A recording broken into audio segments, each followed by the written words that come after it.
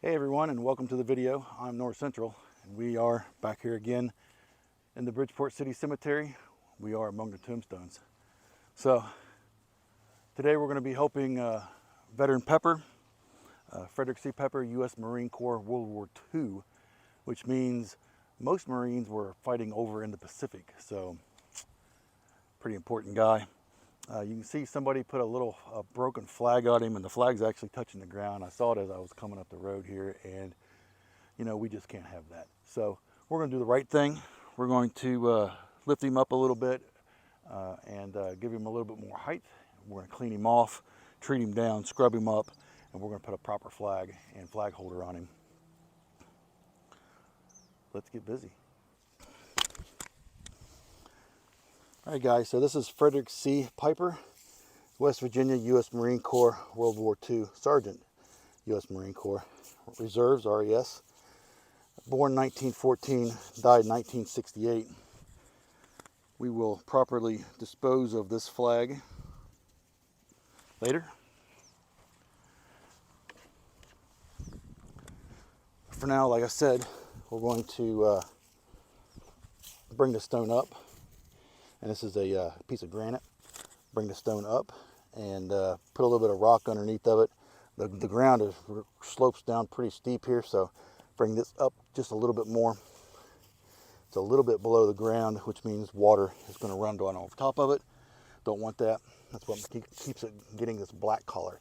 So pick it up and see what we can do with it.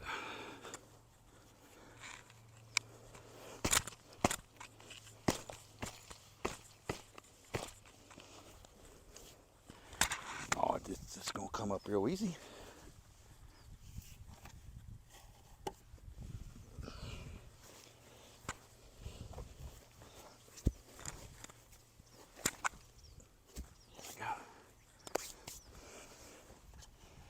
So I'm going to try and put this right back there, like so. I am going to go over the edges a little bit. You can see where it was starting to come up into it.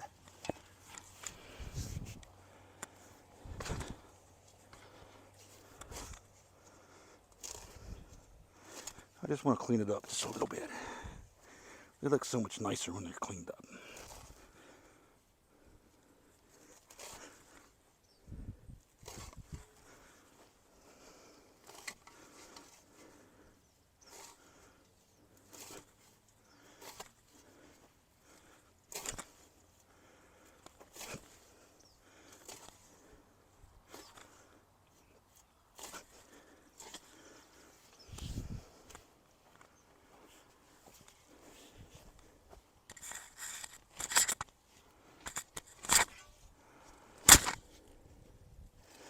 And of course, there's the choo-choo. It just wouldn't be a cemetery.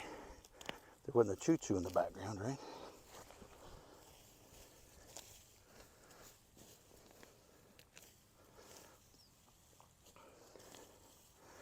And we will dispose of all this grass here in a moment.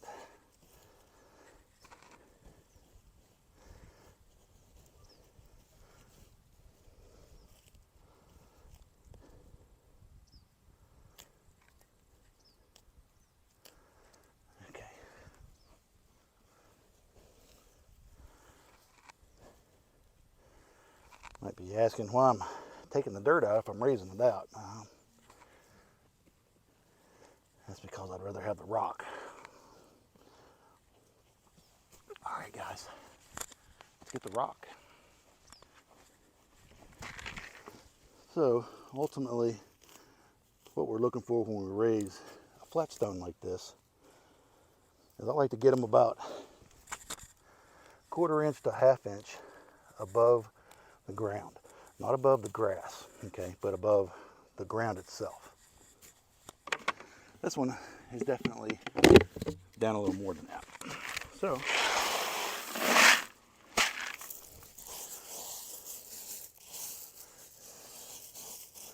I definitely want more rock up here than down there.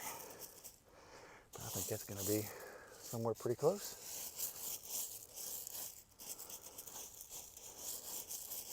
the ground is sloping down this way, so you want the stone to slope with the ground.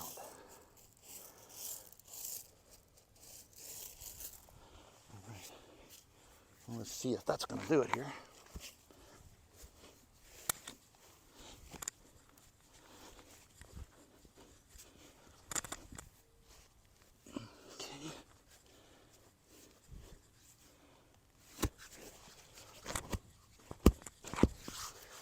Say that's pretty close, guys. Yep, I surely am. Some more of this dirt right down in there. Same thing for around this side. I really need to start bringing a tarp, I think, but catch this dirt in.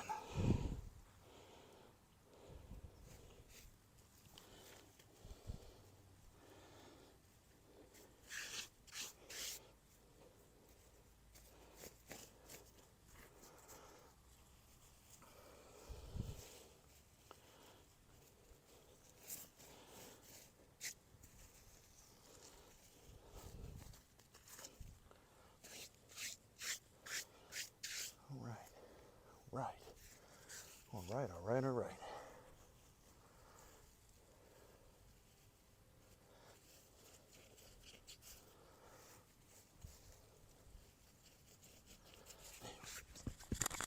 Oh, I think that looks so much nicer, so much better. And I really need to fill some more of this in. This side right here could have actually probably gone up just a little bit higher, but it's not too bad, if I do say so myself.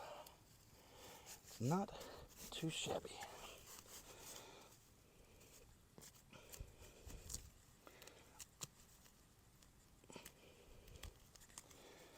Sometimes you just don't know what you got until you get the grass away from it.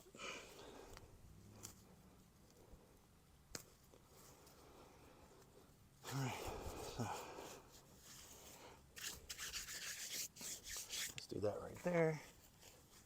Get stuff back over here out the way. Okay.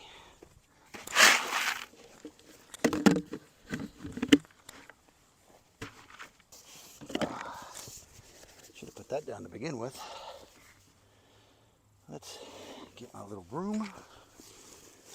Yeah, let's see if we can't get some of the dirt and mud and stuff off the stone that we put on there. Ain't no sense in giving it a wash. Don't want to wash dirt.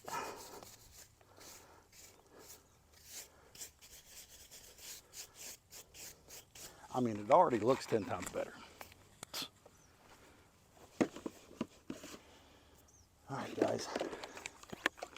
Let's go ahead and give her a little bath down. This, of course, is Orvis paste and water. And I always try and keep it on it at least.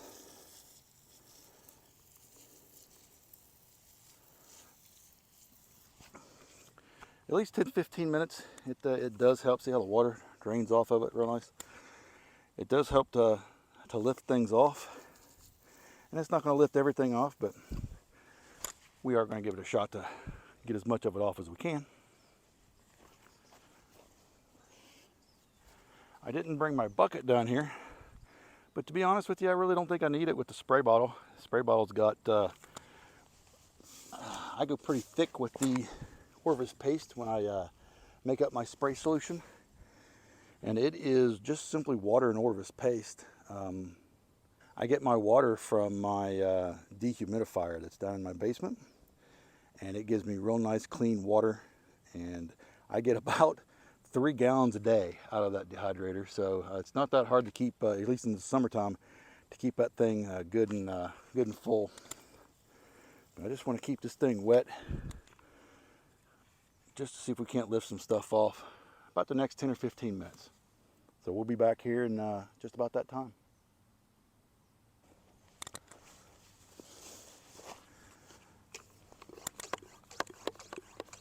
All right, guys, so she's been about a little over 10 minutes here. We're going to go ahead and give this thing a good scrubbing down with Orvis paste and water. Love Orvis paste. Saves me a lot of D2. It really does. So let's get busy. Fredrick sea pepper.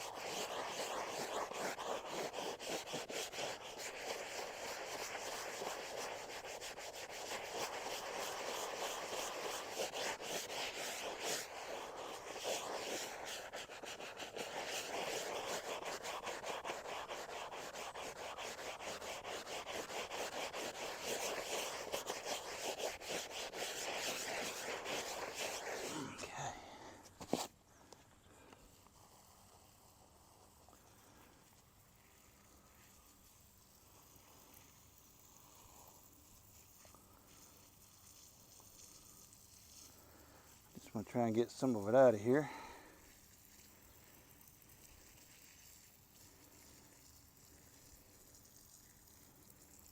Yep.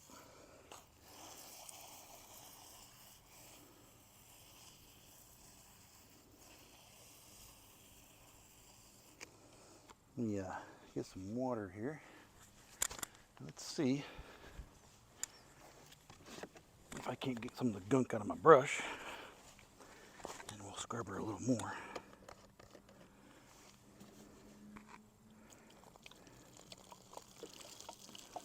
Yep. Oh yeah, there we go.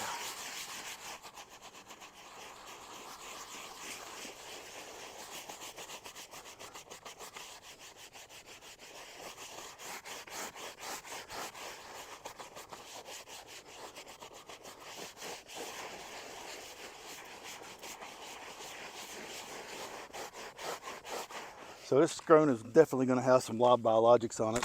I did not pre-treat this stone with wet and forget. Usually about a month or two before I actually come and scrub a stone, I try and treat it with wet and forget.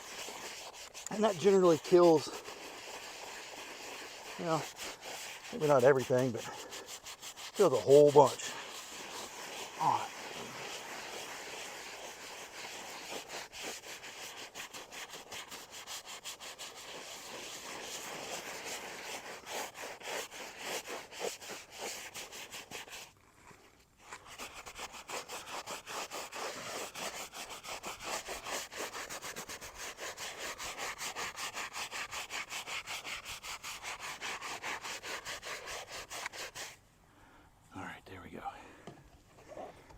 Brush one more little wash, and then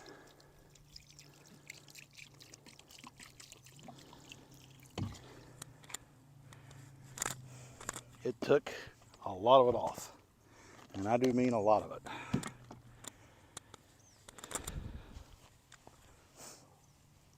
Yep, whole bunch. So here's a before we scrubbed it. See all the black and everything around it? Here's an after we scrubbed it.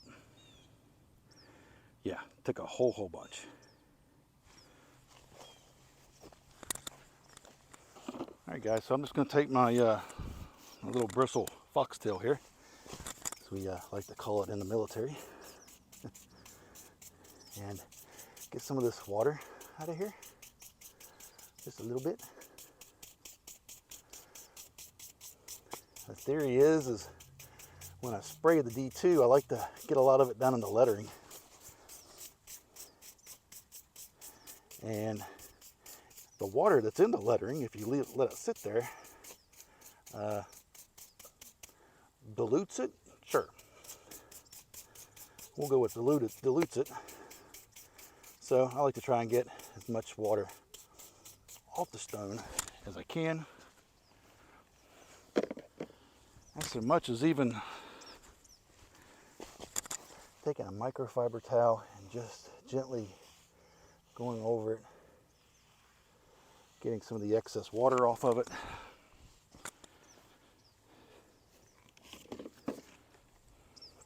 letting it dry for a couple minutes.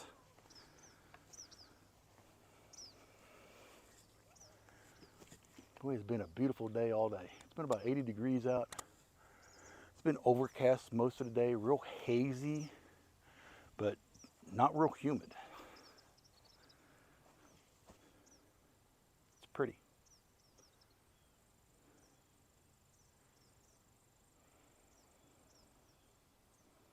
It's very peaceful up here this evening.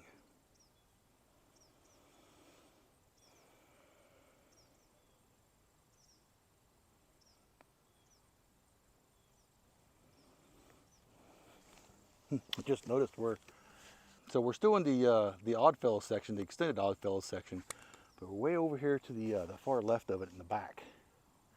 I'm just looking across the road here, and there's the very first tombstone that I cleaned, and I cleaned it with Wet and Forget. I didn't have D2. All right, guys, we're going to go ahead and give this thing a good spray down. Again, I like to concentrate on the lettering a lot.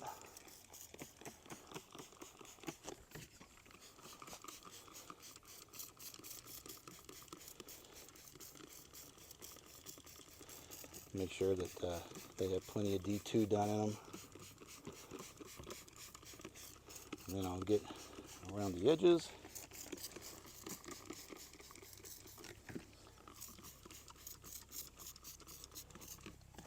And of course the front edge.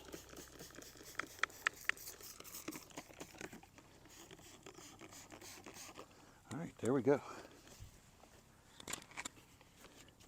Fredrick C. Pepper, West Virginia, Staff Sergeant, U.S. Marine Corps, Reserve, World War II, February 13th, 1914, January 2nd, 1968.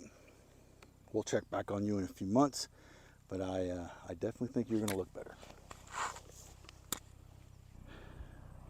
Top left corner facing the stone, so if I was you reading the stone, it'd be on my left, right? So it's on your left. So I'm behind the stone, so it's my right. Stick it right here. There's no base. I want to go down real nice and even all the way down. Nice good soil.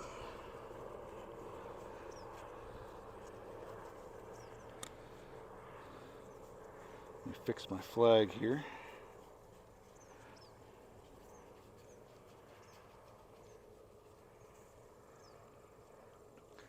All right, guys, so as always, I use an 8x12 gray flag, a 24-inch wooden shaft. This is the 5/16.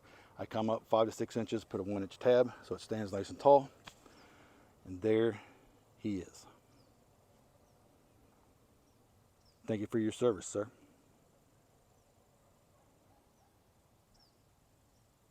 All right, guys, so that's going to do it for Fredrick C. Pepper, U.S. Marine Corps, World War II.